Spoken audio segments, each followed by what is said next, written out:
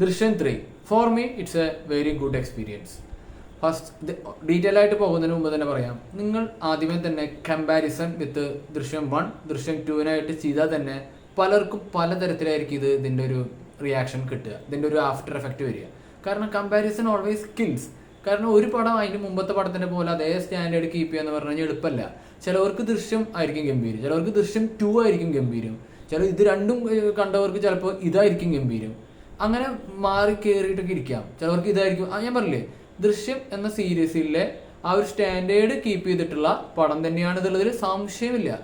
പിന്നെ പടം കാണാൻ പോകുമ്പോൾ എന്തുകൊണ്ട് ചിലപ്പോൾ അങ്ങനെ ഒരു ഫീൽ ചെയ്താൽ നിങ്ങൾ ചിന്തിക്കണം. കാരണം ദൃശ്യം ഫസ്റ്റില് കിട്ടുന്ന ആ ഒരു സർപ്രൈസ് എലമെന്റ് നമുക്ക് ദൃശ്യം 2 കിട്ടുമോ? ദൃശ്യം 2 നമുക്ക് അറിയാം ജോർജ് കുട്ടി ഇങ്ങനെയാണ് അങ്ങനെയാണെന്നൊക്കെ, എന്നാലും നമുക്ക് കിട്ടി.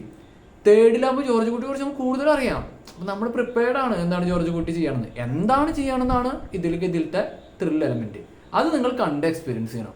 അത്യാവശ്യം നല്ല രീതിയിൽ തന്നെ ആ ത്രിൽ എലമെന്റ് വാട്ട് ജോർജ് കുട്ടി വിൽ ഡു എന്നൊരു സംഭവമില്ലേ, അത് ഇതിലും ആ എക്സൈറ്റ്മെന്റ് ഉണ്ട്. പക്ഷെ ആ എക്സൈറ്റ്മെന്റ് ഫസ്റ്റ് പടത്തിൽ നമുക്കെല്ലാം സർപ്രൈസ് ആണ്. സെക്കൻഡ് പടത്തിൽ നമ്മൾ വീണ്ടും അത് റിപ്പീറ്റ് ചെയ്യുമോ എന്നുള്ളത് നോക്കിയിരിക്കുകയായിരുന്നു. അത് റിപ്പീറ്റ് ചെയ്തു. തേർഡിൽ നമുക്ക് മനസ്സിലായി ജോർജ് കുട്ടി ഇങ്ങനെയാണെന്ന്. പക്ഷെ ഇതിലും ജോർജ് കുട്ടി ഈസ് അൺപ്രഡിക്റ്റബിൾ.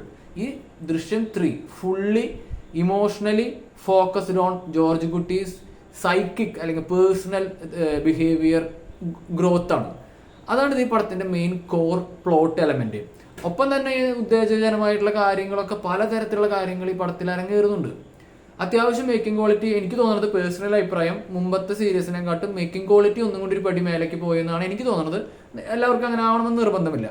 പിന്നെ ഇതിൽ സപ്പോർട്ടിങ് റോളിലുള്ള ആളുകൾക്കൊക്കെ നല്ല ക്യാരക്ടർ ആർക്ക് ഇതിലേക്ക് കൊടുത്തിട്ടുണ്ടെന്നാണ് എനിക്ക് തോന്നിയത്.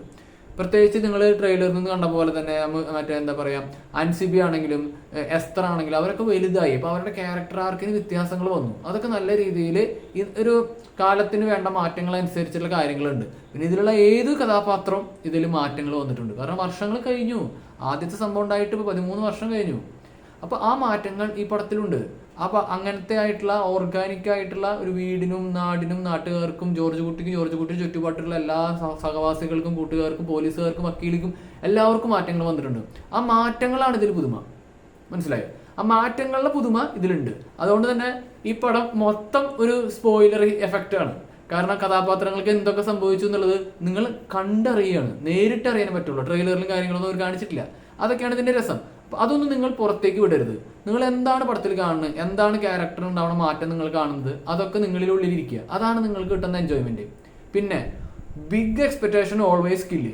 ഓവർ എക്സ്പെക്ടേഷൻ നല്ലതല്ല. നിങ്ങൾക്ക് ദൃശ്യം 2 ഇത്രയും വലിയ അവസാനത്തെ ഒരു ട്വിസ്റ്റ് കിട്ടുന്ന ഹൈ ഇതിലും വേണമെന്ന് നിങ്ങൾ വാശി പിടിച്ചിട്ട് ഇരിക്കണമെങ്കിൽ ചിലപ്പോൾ നിങ്ങൾക്ക് കിട്ടുന്ന ആ ഒരു ഇമോഷണൽ അല്ലെങ്കിൽ എന്താണ് ആ ക്ലൈമാക്സ് നിങ്ങൾ ഉദ്ദേശിക്കുന്ന പോലെ ആവണമെന്നില്ല. അത് നിങ്ങൾ ആ ഒരു ഓവർ എക്സ്പെക്ടേഷൻ ചെയ്യാണ്ട് പോവുക. പക്ഷെ ചിലപ്പോൾ നിങ്ങൾക്ക് നല്ല സാറ്റിസ്ഫൈഡ് കിട്ടാം. അതാ പറഞ്ഞത്, ഓവർ എക്സ്പെക്ടേഷനിലാണ് പോയി കഴിഞ്ഞാൽ എന്തും ബോണസ് ആയിട്ട് കിട്ടും, എന്തും ഹൈ മൊമെന്റ് ആയിരിക്കും.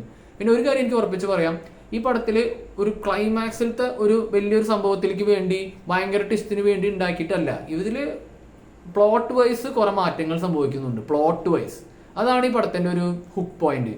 എനിക്ക് പേഴ്സണലി ത്രൂ ഔട്ട് നല്ലോണം എൻജോയ് ചെയ്ത് ഇരുന്ന് കണ്ട പടമാണ് ദൃശ്യം 3. പെർഫോമൻസ് വൈസ് മീനയാണെങ്കിലും ഇതിൽ എല്ലാ ആൾക്കാരാണെങ്കിലും സിദ്ദിഖ് ആണെങ്കിലും മുരളി ഗോപി ആണെങ്കിലും എല്ലാവർക്കും എന്തെങ്കിലുമൊക്കെ നല്ല സീൻസ് ഈ പടത്തിലുണ്ട്. പിന്നെയും കുറെ അപ്രതീക്ഷിതമായിട്ടുള്ള കാര്യങ്ങൾ അരങ്ങേറുന്നുണ്ട്. അതൊന്നും ഞാൻ പറയുന്നില്ല. പിന്നെ ലാലേട്ടനെ സംബന്ധിച്ചിടത്തോളം ചിലപ്പോൾ കുറെ പേര് പറയും ഇതൊക്കെ എന്ത് റോള് എന്ന് ചോദിക്കും. ഇതൊക്കെ ഒരു റോളാണോ, ഇതൊക്കെ ലാലേട്ടന് പുല്ലല്ലേ എന്ന് നിങ്ങൾ പറഞ്ഞു വരും. ഒന്ന് ചെയ്തു നോക്കൂ. സിമ്പിൾ ആയിട്ടുള്ള ചില മാനറിസങ്ങൾ ഉണ്ടായിരിക്കും. ചിലപ്പോൾ ഒരു എന്തെങ്കിലും ഒരു സാധനം നിലത്ത് വെക്കുന്ന ഒരു സീനായിരിക്കും, അല്ലെങ്കിൽ ഡോറ് തുറക്കുന്ന ഒരു സീനായിരിക്കും. അതൊന്നും നിങ്ങൾ മൂപ്പര് ചെയ്യണ കണ്ടിട്ട് ഒന്ന് അനുകരിക്കാൻ നോക്കി കഴിഞ്ഞാൽ മനസ്സിലാവും. ആ ക്യാരക്ടറിൽ നിന്നുകൊണ്ട് ഡയലോഗ് പറഞ്ഞുകൊണ്ട് അത് ചെയ്യുമ്പോഴുള്ള ബുദ്ധിമുട്ട്. ഇതിൽ സൈലന്റ് ആയിട്ടുള്ള ജോർജ് കുട്ടി, ചിരിക്കുന്ന ലോലട്ടി, തമാശ, ദേഷ്യം, അങ്ങനെ പല വികാരങ്ങളുണ്ട്. ഇതൊക്കെ എന്ത് രസമായിട്ടാണ് അറിയില്ല ലാലേട്ടൻ അവതരിപ്പിച്ചേക്കുന്നത്. അതാണ് ലാലേട്ടനാണ് ഈ പടത്തിന്റെ big boost, big backbone. പിന്നെ script by Jeethu Joseph. Script ഡയറക്ഷനെക്കാട്ടും സ്ക്രിപ്റ്റാണ് ഇതിൽ വേറെ ഹൈലൈറ്റ്.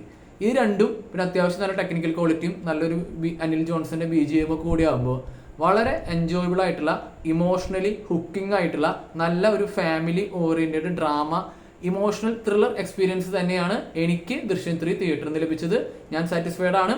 നിങ്ങളും ഈ മുൻവിധികളൊന്നും ഇല്ലാണ്ട് ഓവർ എക്സ്പെക്ടേഷൻ ഇല്ലാണ്ട് തിയേറ്ററിൽ പോയി പടം കാണുക, എന്നിട്ട് വിലയിരുത്തുക. നിങ്ങളെ പറയുന്നത് തന്നെയായാലും എൻ്റെ കമൻറ്റ് സെക്ഷൻ പങ്കുവയ്ക്കുക. അപ്പോൾ ചാനലിൽ ലൈക്ക് അടിക്കുക, കമൻറ്റ് അടിക്കുക, സബ്സ്ക്രൈബ് ചെയ്യുക.